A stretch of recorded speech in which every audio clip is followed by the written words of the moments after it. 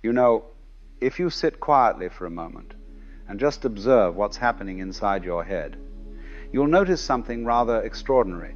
There's this constant chatter going on, an endless stream of commentary, of narration, of conversation with yourself about yourself. It never stops. Even right now, as you're listening to me, there's probably another voice in your head commenting on what I'm saying, agreeing or disagreeing, planning what to think next, wondering if you've understood correctly, perhaps even talking about the fact that it's talking. This internal dialogue is so constant, so pervasive, that most people don't even notice it anymore. It's like the hum of a refrigerator that you only hear when someone points it out. But once you do notice it, once you become aware of this endless internal conversation, a very natural question arises. Why won't it stop? Why does the mind insist on this constant talking to itself?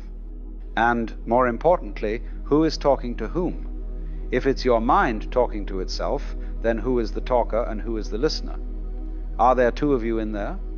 And if there are two, which one is the real you? The one doing the talking or the one listening to the talking? Let me tell you, this is not a trivial question. This is perhaps one of the most important questions you can ask about the nature of your own consciousness. Because this internal dialogue, this constant mental chatter, is at the root of almost all human suffering.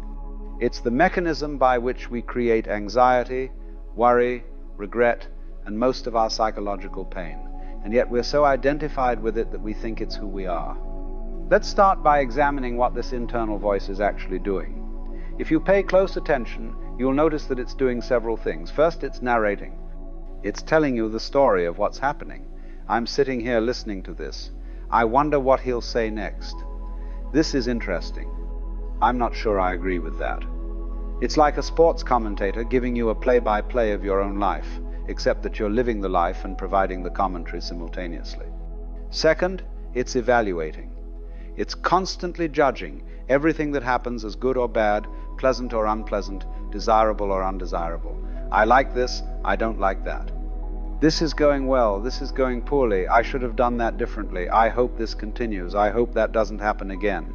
On and on, an endless stream of evaluation and judgment. Third, it's planning and rehearsing. It's constantly projecting into the future, imagining scenarios, preparing speeches you'll never give, having arguments with people who aren't there, worrying about things that might happen, fantasizing about things you hope will happen. I'll tell them this. If they say that, I'll respond with this. What if this happens? I need to remember to do that. Tomorrow I'll do this differently. Fourth, and perhaps most insidiously, it's maintaining your sense of identity. It's constantly reminding you of who you are, what your story is, what happened to you in the past, what you believe, what you like and don't like, what you're afraid of, what you hope for. I'm the kind of person who I've always been. I could never. I remember when this is just like me too. It's like a propaganda machine working tirelessly to convince you that you are this particular character in this particular story. Now, why does the mind do all this? What's the purpose of this endless chatter? Well, fundamentally, it's trying to maintain control. The mind believes that if it can just think about things enough, analyze them enough, plan for them enough, it can control what happens. It's trying to make life safe, predictable, manageable.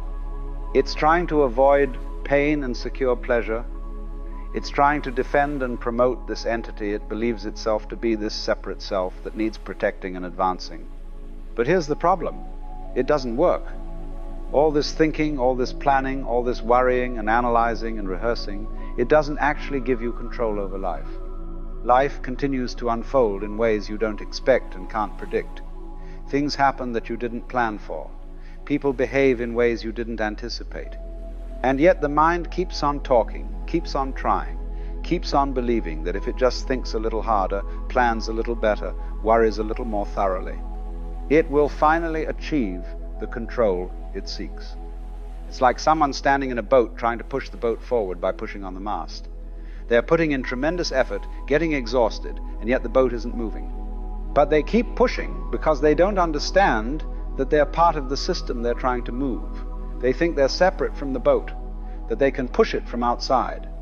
But they're in the boat. Their pushing doesn't move the boat, it just wastes energy and creates frustration. In the same way, the thinking mind believes it's separate from life, that it can think about life, plan for life, control life from some position outside of life. But this is an illusion. The mind is not separate from life, it's part of life. All this thinking is life thinking about itself, life narrating itself, life judging itself. And it's fundamentally unnecessary. Now you might object, but surely some thinking is necessary. We need to plan, to solve problems, to make decisions. And yes, of course, practical thinking has its place. If you need to get from point A to point B, you need to think about the route. If you have a problem to solve, you need to think about solutions.